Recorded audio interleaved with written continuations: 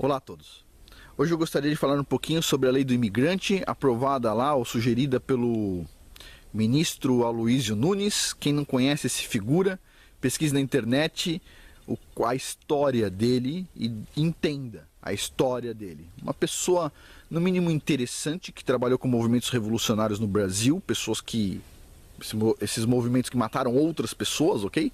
E agora tá com uma cara de bonzinho, velhinho, num terninho bonito, etc, tal. Tinha um monte de foto dele em São Paulo, todo mundo votando para ele pro Senado, né? E assim, ontem eu acho que o Fernando Henrique falou assim, o PSDB tem que sair do governo Temer porque a gente tá se sujando. Sério, o PSDB tá se sujando com o governo Temer?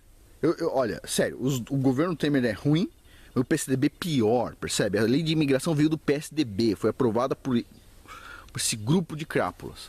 Agora, vocês têm noção que é a lei da imigração? Olha, um amigo meu, professor da Universidade de São Paulo, que foi trabalhar na Noruega, num centro de excelência da Schlumberger lá na Noruega, muito tempo atrás.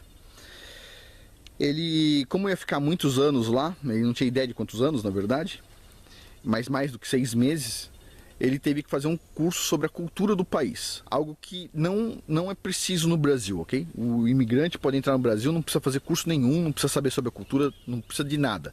Ele pode, inclusive, impor a sua própria cultura, ok? No Brasil ele pode impor sua própria cultura. Beleza. A lei do imigrante é uma lei interessante. Por favor, vocês podem ler ela.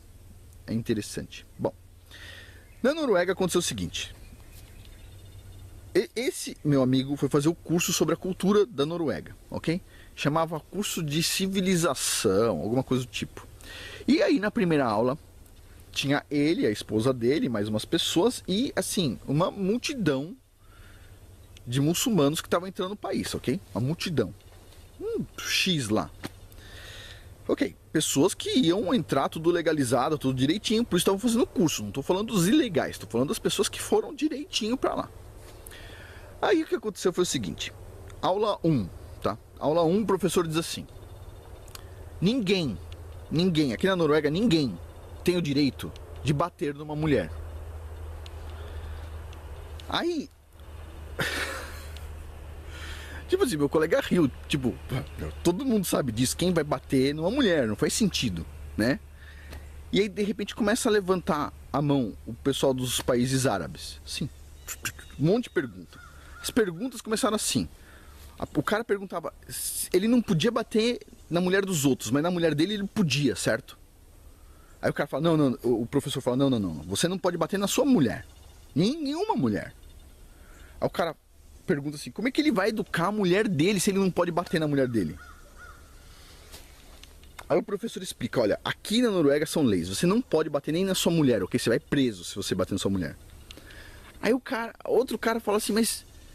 ok, então um adulto não pode bater na mulher, mas o cara falou assim, se ele podia pedir pro filho dele 10 anos, bater na mulher dele caso ele precisasse.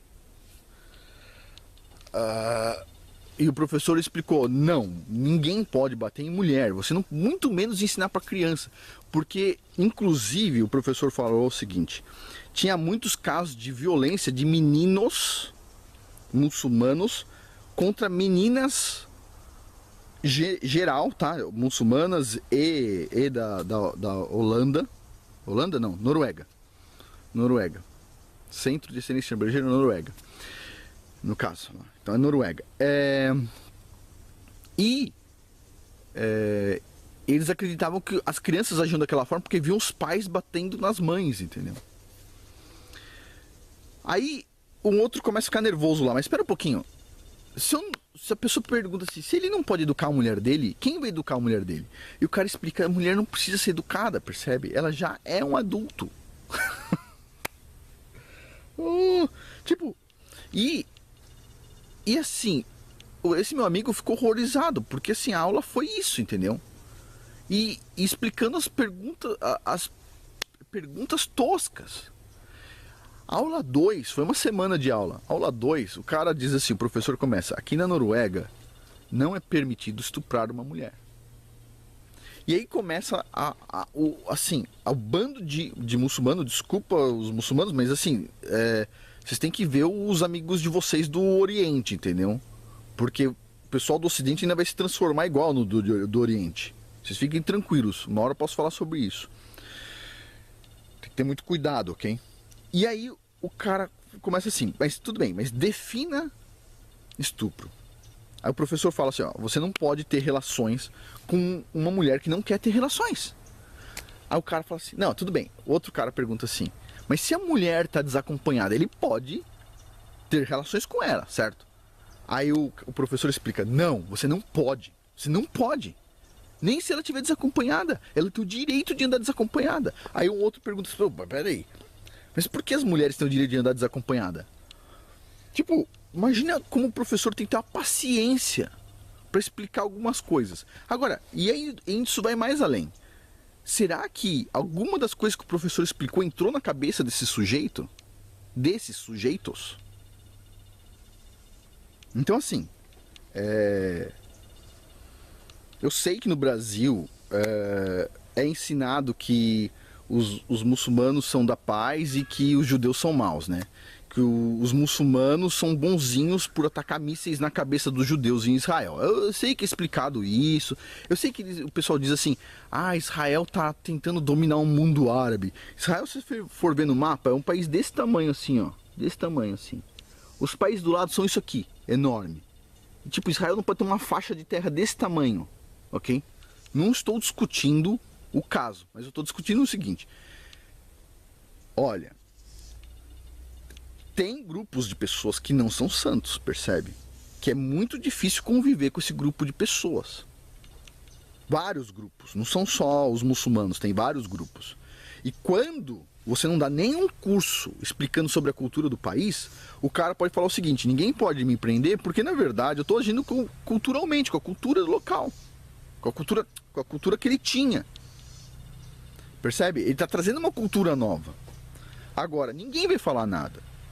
Do dia 15, eu acho que 15 ou 20 de novembro, eu não lembro, agora esse mês, começa a valer o Estatuto do Imigrante ou a Lei do Imigrante, eu não sei.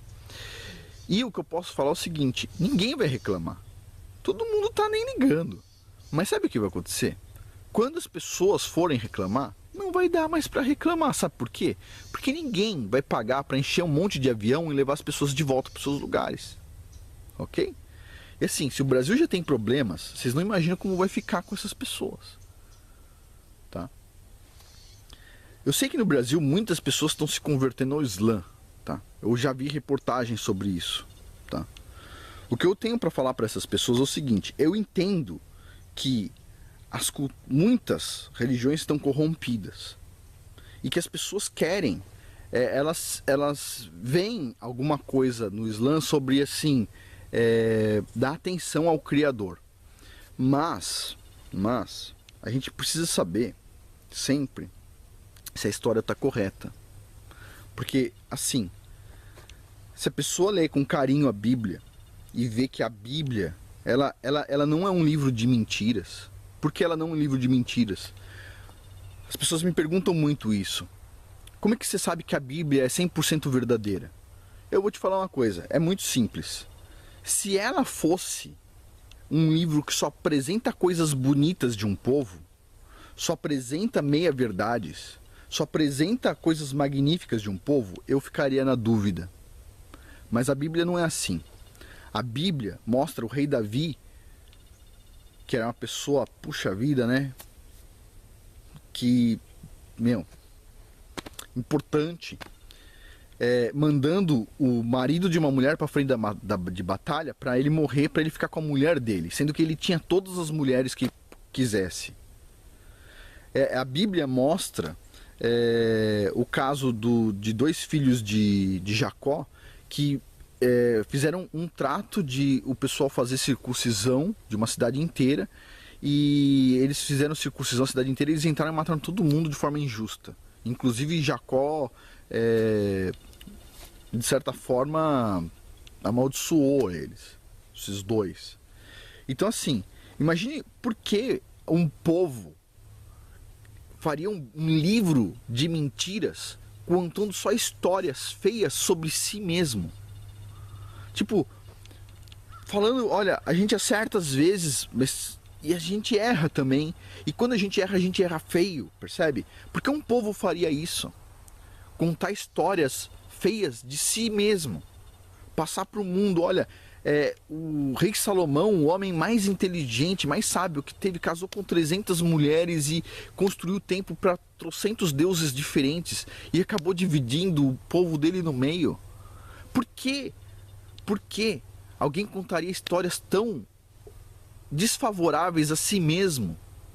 Se a Bíblia é uma mentira, as pessoas que escreveram, vamos supor que escreveram a Bíblia, deveriam contar meias verdades, contar só a parte boa, mas não, a Bíblia, ela é cheia de coisas muito difíceis. O livro de Jó, quem aqui em sã consciência, se quiser fazer uma pessoa seguir um livro, vai colocar o livro de Jó, um livro tão enigmático, uma pessoa que em tese, puxa, a vida era boa, etc, passou por um aperto.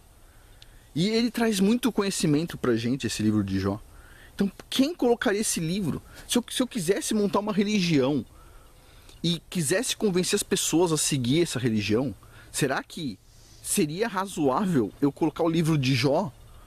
Inventar histórias assim que desfavorecem? Então, assim, a Bíblia ela é 100% verdadeira. A gente só precisa ter carinho para ler ela. Agora, ninguém consegue ler a Bíblia com o amor que precisa sem o Eterno, o Criador de tudo, te mandar esse amor.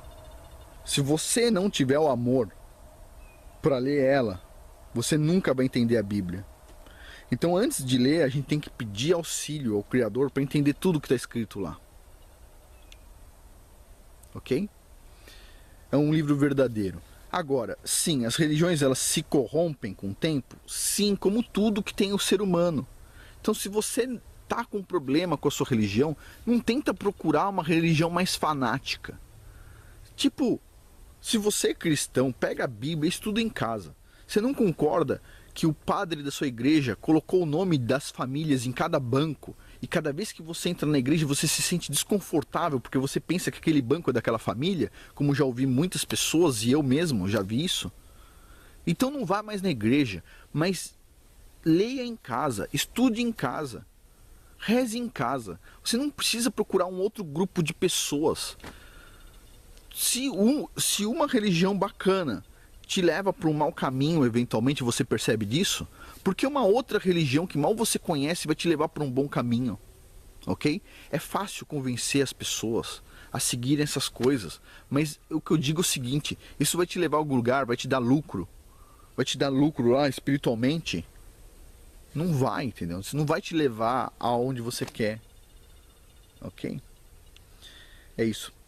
A Bíblia Sagrada, que inclui o Pentateuco, os 5 primeiros livros da Bíblia, o Pentateuco, a Torá dos judeus, que inclui os outros livros do Antigo Testamento, que, puxa vida, tem muita sabedoria, e inclui, arrematando tudo isso, a formatação do conhecimento por trás do Antigo Testamento,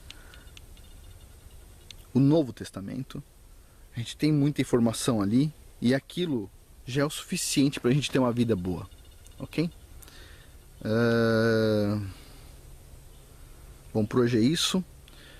Se ninguém está se incomodando com a lei da imigração, eu quero só falar uma coisa. Vocês fiquem tranquilos que uma hora vocês vão se lembrar da lei de imigração. Só que quando todo mundo se lembrar, infelizmente não vai dar para voltar atrás, ok? A gente está seguindo vários caminhos ruins e eles são quase impossíveis de retroceder. Os militares agiram de forma equivocada, porque não agiram ainda. Isso não é...